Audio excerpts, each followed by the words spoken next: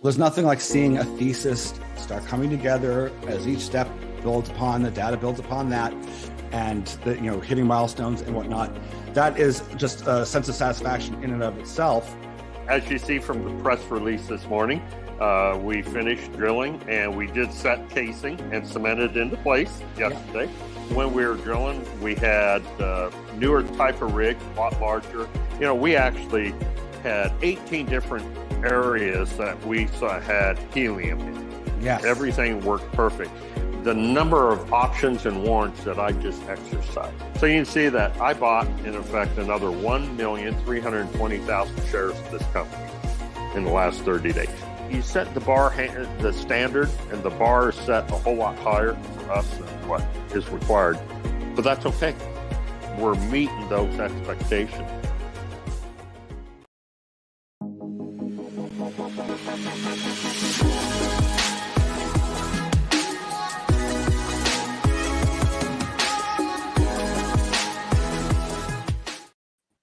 Good morning, everyone. Happy Friday. It's a long weekend, so it's a bit quiet out here. How's it going, Austin? It's a super long weekend, and then you get me blessing you with my presence early next week as well to celebrate Family Day. So what could be better than that?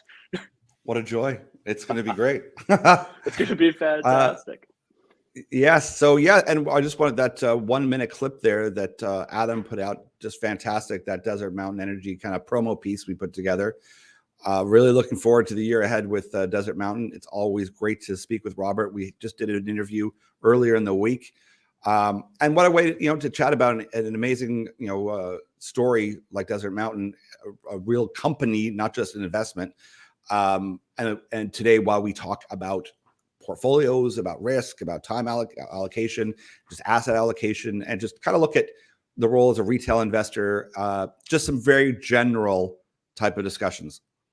Yeah, I really encourage anyone who's followed the Desert Mountain story at all. If you haven't seen that interview that we put out earlier this week, go check it out. It's great. Always worth it. Anytime you and Robert are on talking together, it's always a great conversation. But yeah, I'm really looking forward to kind of just a very general conversation about stocks and investment and portfolio theory and how we kind of view it and what the best way to approach it is. So I'll let you kind of jump into it, Andrew, and I'll follow your lead.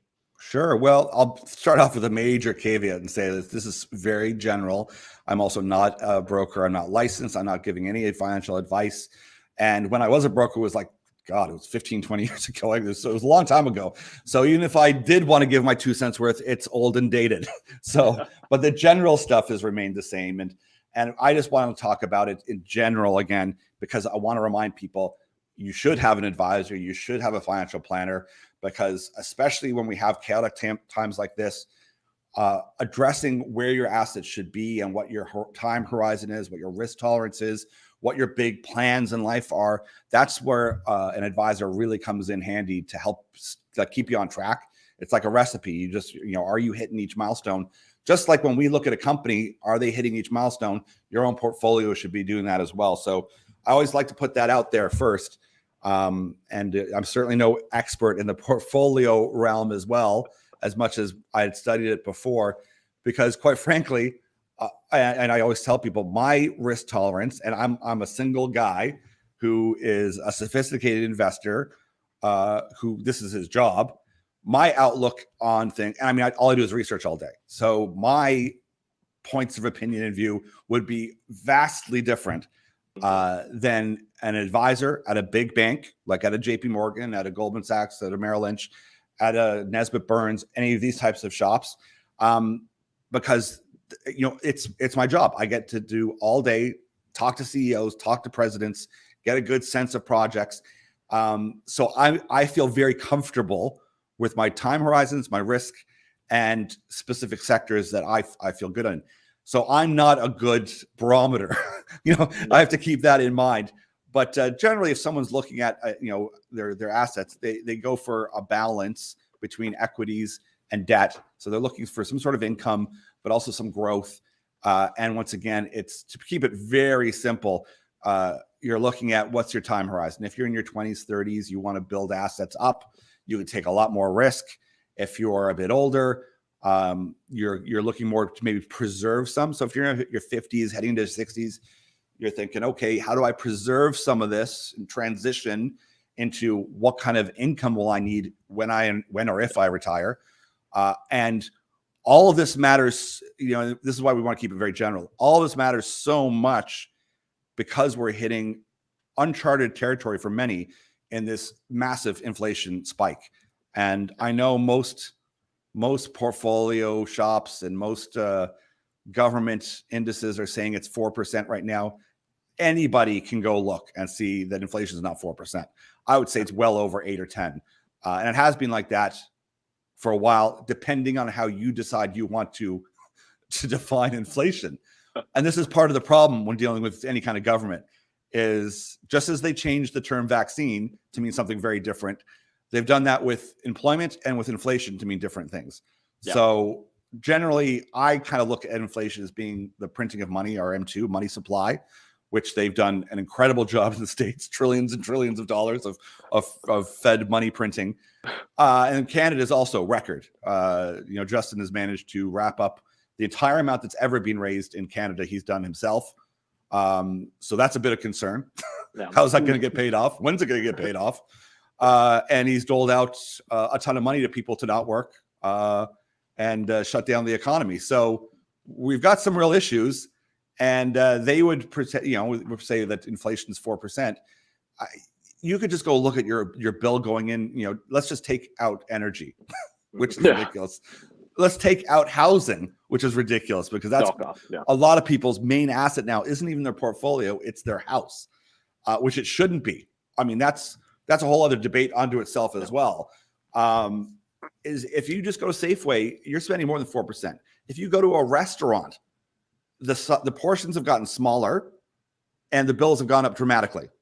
And they are double hit, because if you're in Vancouver, your rent, if you're at Joey's and Earl's, your rent is still climbing at alarming rates.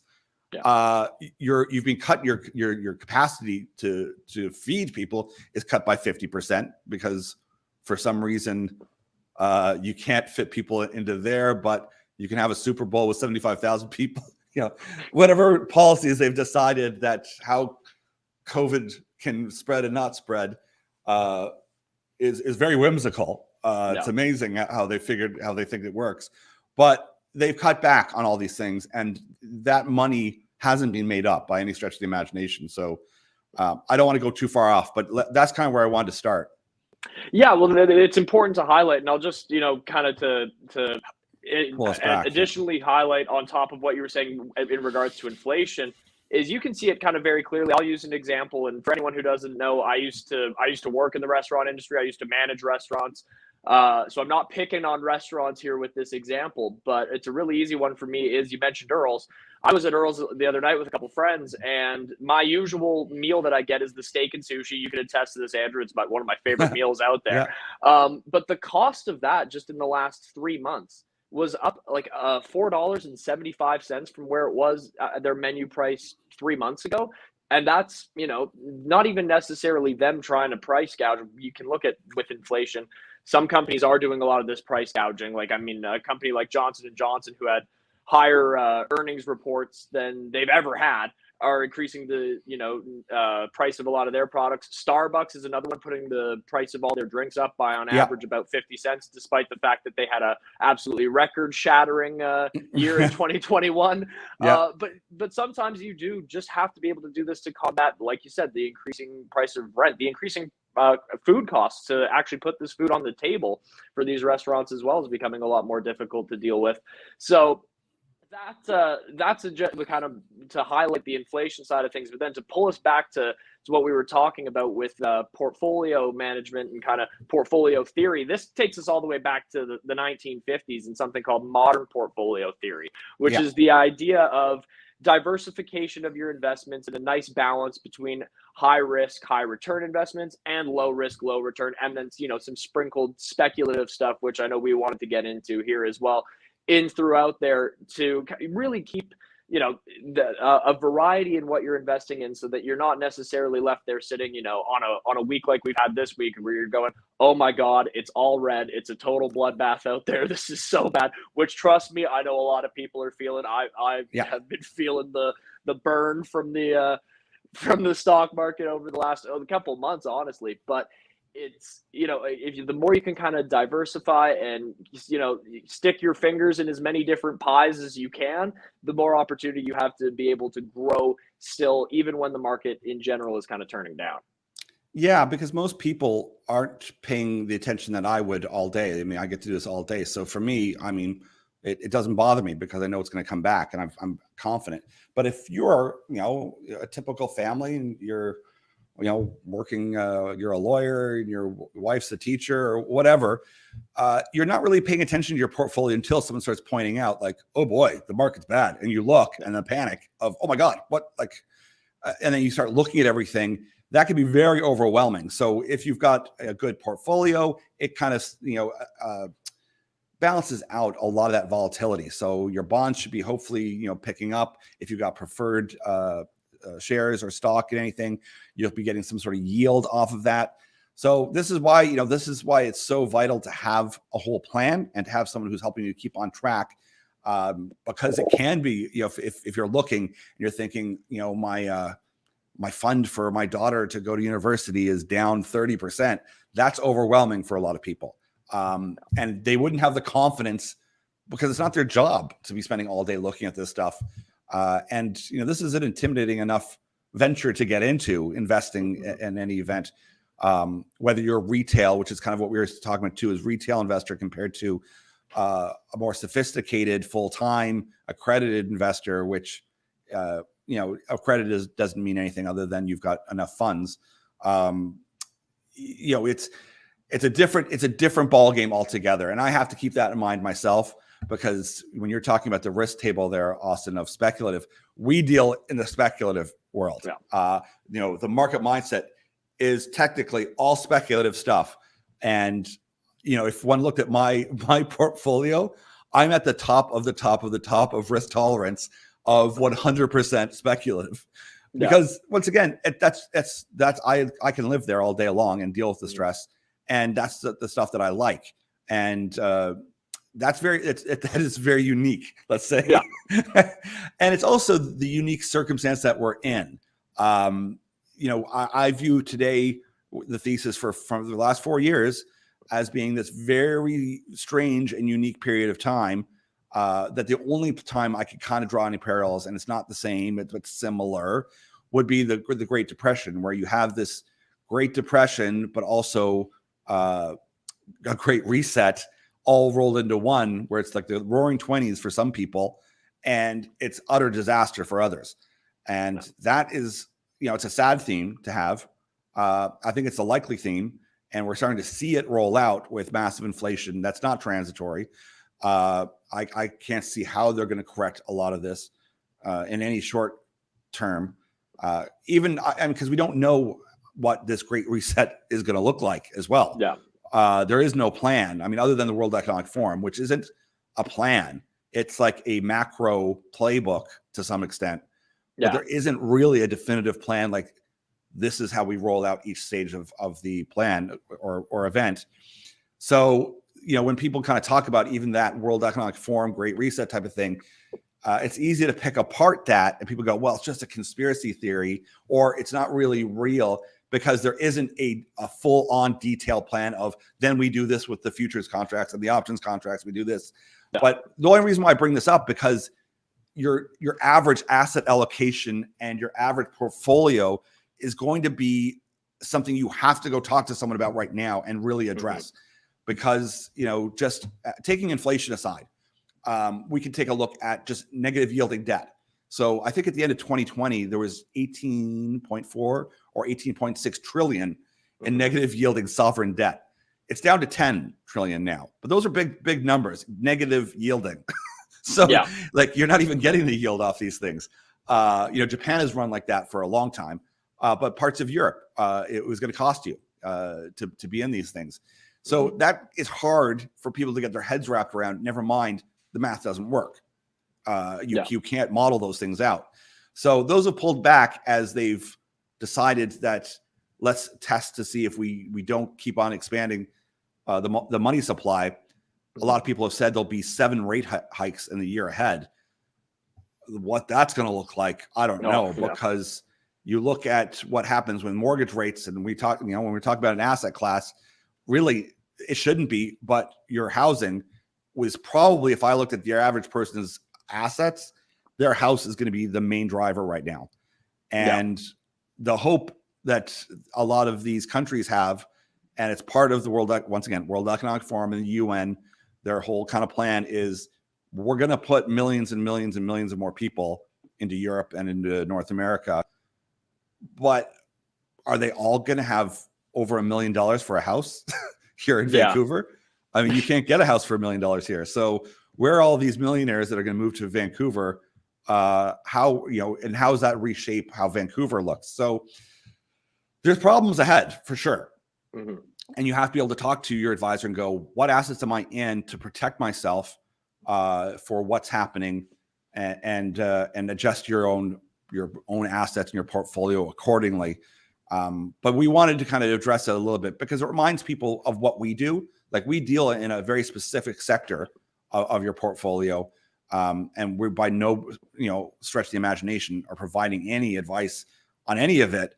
But we do reside in that very speculative, the exciting part, because it shouldn't be a conversation a general person has that they got 1,000% on something. That's that's way out here, this other part of the world. But it's something that can happen, and you'll see a lot more of it, especially in this commodities boom that's underway, that's coming. And especially in mining, if someone sets themselves up appropriately into good, strong companies with good, strong management, that's looking good. Let's just put it that way. Yeah.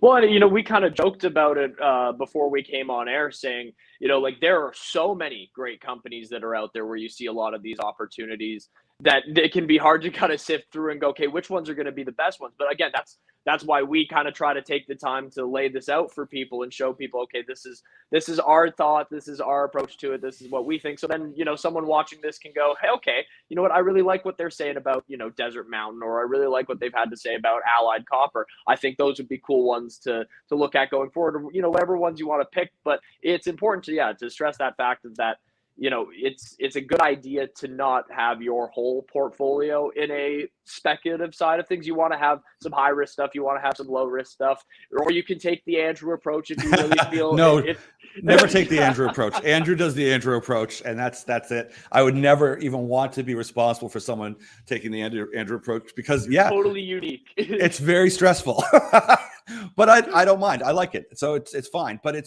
to me, it's massive reward. And when the winds hit, they hit hard, and I love it. But once again, I get to live in this stuff all day long. I'm a believer, which also could be a problem.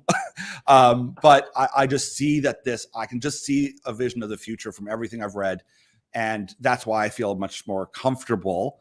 But generally, like you're saying, if that blend is, 20% stock and 80% bonds, or 30% stock and 70% bonds, it's that kind of balanced approach to how much growth in the stocks do you want and what kind of income do you want in the bonds. And that all ties together with risk tolerance, the time frame that you're talking about.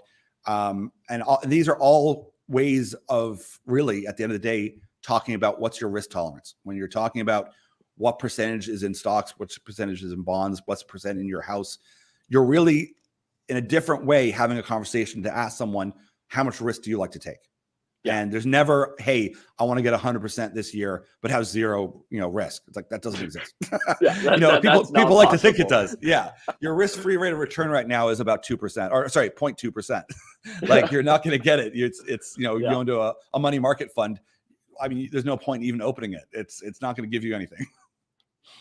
You have to almost decide if are you more comfortable living through the negative 30% weeks, or yes, are you much happier to have a plus 5% week? And finding that balance, and it's different for each individual as well. Like you said, it can be incredibly stressful for someone to sit there and say, oh my God, I'm down 20 or 30% over the last month in my portfolio. That can really, if you're not set up in a way that you're confident in your strategy and the way that you feel about things, that can be incredibly stressful and that can be incredibly draining on you. But then, Yes. the flip side of that can be if that's something that you like and you enjoy, it makes those plus 30% weeks feel a hell of a lot better. Yes. And it's easy to look back at, say, charts and you go, oh, well, if I just played this cyclically, these seem to go up and down 30%, given what, why don't I just trade daily and just follow that? It's always nice to look back in history at those because it's a lot easier. Once you're in it, though, I will assure you, it's a very different ball game. And we don't do that. Like, we don't trade. Like, we don't trade stocks. And we've talked about the time frame thing, what a trader is compared to an investor. And that's why I can rely on the expertise of someone like a Robert and look at the companies and go, there's a supply demand issue here. They're hitting all their targets. They have a resource. They're building up. And I can feel comfort in that because you're providing the building blocks and the materials that are going to be used. And that's a different proposition than, say, a Kathy Wood, who we respect and like very much, in her ARC fund that's down like 50% right now, who's on the other tail end of the spectrum of massive speculation on the high tech world, which once again is to keep up to speed with the amazing things being done there, is incredible, but challenging in this environment too, because people are kind of looking, going, is there that much growth right there? There's so many of these growth stocks out there. They're so wildly overvalued that needed to be corrected. What's the price you're paying for some of these things? And more people are starting to ask those fundamental questions. Am I really paying for earnings in 2074? Like, is that wise? Is that prudent right now? And to me, those are fun and wild and speculative and great. And I'm not taking any digs at her because her innovation fund is wild. It's amazing. She's on it. She's going to be right. But once again, it's the time frame. And she'll probably get beat up in the next 3 months to 6 months, which they're kind of beating up on her right today. And that's where I find the timing portion of investment is very tricky. And if you're dealing with institutional funds, they're not going to give you a day or 2 days grace. They want you to be right like 6 hours from now. So she's in a very difficult position right now, I feel for her. But we feel very, very confident in our strategy moving forward. And there's lots of good news that's already out in a market that people are ignoring, and they're not going to be able to ignore it for very much longer. And when you have, like him or love him or hate him, which I would say most people don't love and strongly dislike, firms like Goldman Sachs are recognizing that things like copper and mining are absolutely critical and essential.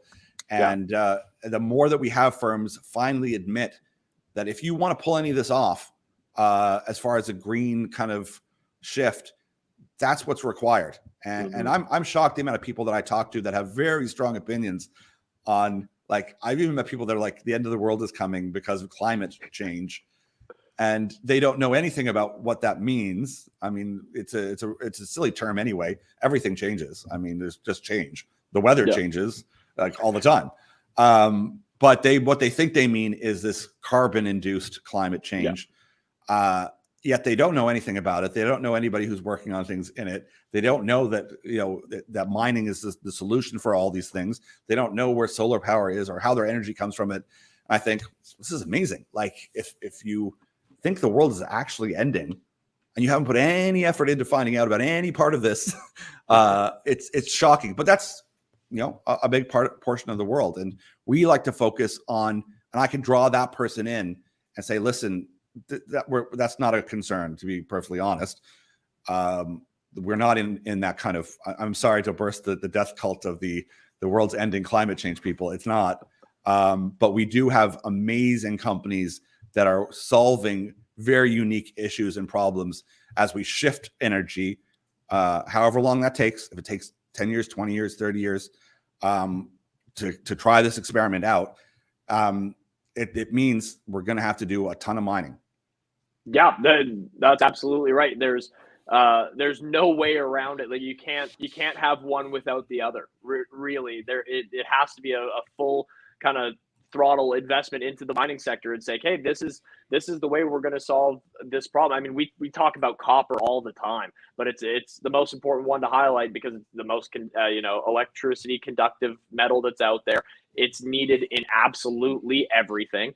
And it's the only way that you're going to be able to, you want to be having everyone driving electric cars. Well, you got to think about how many charging stations you're going to have to build in, even in a city like Vancouver, the sheer amount of charging stations you're going to have to build, the sheer amount of copper you're going to need to be able to do that, the amount of lithium you're going to need for batteries for those cars. It's astronomical. And it just highlights how the mining sector in particular is a key solution to, not solving the problem of climate change, put that aside, to, any sort of innovation on that front of making any sort of electric future. You're going to need mining, and you're going to need that critically. Yeah. And I guess we'll kind of wrap it up, because one of the safest or safe harbors people think to go to in this kind of scenario that we're in is to look at financials. So they look at banks and like RBC or CIBC or TD, whatever bank it is. And I know some of the funds out there have increased, and depending on the fund, like they would have had like between 15 to 18% last year. If you're a mutual fund or in financials, a lot of them have increased it to like 25 to 28%. So there's a big increase there, which is smart. I wouldn't say anything against that. But then you throw into the mix what's been going on here in Canada, where there's now Justin Trudeau is at war with his own people. There's a War Measures Act in place. So he's at war. And the banks, without that even going forward, have frozen accounts of people. That sends, like, I don't think people in Canada are very dismissive of this. That has sent alarm bells all throughout the US, all throughout of Europe, going, whoa. And that put a run on the banks as well, because all of a sudden, the safe and stable Canadian banks, they're kind of boring, that weathered the 2008 storm, has now gone full political and has frozen accounts of people without any law, just boom. Yeah. And if you want to send a signal to a country or to anyone who's thinking of investing in a country, and they go, they're willing to do that if they disagree with you and freeze your citizens' accounts that fast. And believe me, they didn't do it for Antifa, they didn't do it for BLM, and they don't even do it for someone who breaks the law. Like you really have to break the law for them to be like that. That kind of sends a signal as to what this government is up to. And then you go, do I want to own those stocks? Like I would start scratching my head going, I don't know if I want anything to do with TD Bank. I'm literally saying, do I even want to have a bank account with them anymore? Or should I move the bank to somewhere else where I don't have to fear that if I say the wrong thing, I have wrong thought, or I annoy someone in government, that they'll just shut my bank account. And now people that love, that are progressive and love this type of stuff will say, well, if you're not doing anything bad, then it's like, well, I don't know what they think is bad. They don't seem to know what they think is bad. And I don't really care what someone else's opinion is. That's not the country I want to live in. It's a double standard. It's a very, very weak thing that's been done, because it set a tone to the rest of the world. And I don't want to end this in a bad note, which it kind of sounds like I am. It's just harkens the situation that we're in today. And it highlights that it wouldn't be like this unless we're going through a massive fundamental change. And some of the emails I get from people are, Andrew, I see this, I recognize this, but what should I do? My advisor is not talking to me about any of this. And I get it. If you're an advisor at Nesbitt Burns or TD Bank, you don't want to even discuss anything that's happening with World Economic Forum, this, that, anything else. That's not your purview. You would probably be fired on the spot if you start entertaining any conversations that are outside the scope and narrative of the bank. And that's fine, because that you're not independent. I mean, you work for a bank. But it's just a highlight of the real difficult scenario we live in today. And I don't have an answer for that either. Sorry, I'll back up.